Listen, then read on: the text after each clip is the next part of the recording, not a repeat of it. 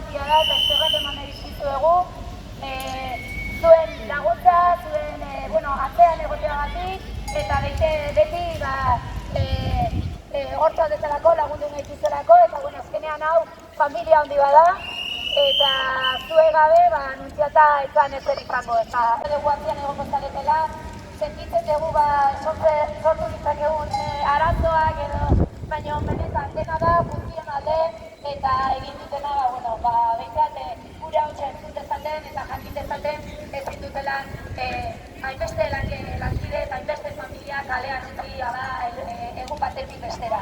Así que mila eskerrik asko, zuekin batera aurrera aterako gea. Eskerrik asko denoi. Amarratu nahi dugu, urtarrilaren 29an aurretik ez genuelako inolako informazioa edo argibiderik jaso.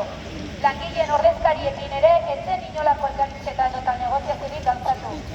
Gainera ikasturte honen amaieran ikastetxea izteko erabakia matrikulazio epearen aurretik hartu da.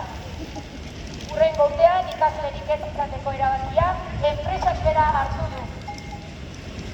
Hortaz, kaleratze kolektiboan prozesua hurrengo egunetan hasiko da eta kurtsoaren amaieran denok kaleratuak izango garenaren susmoa dugu.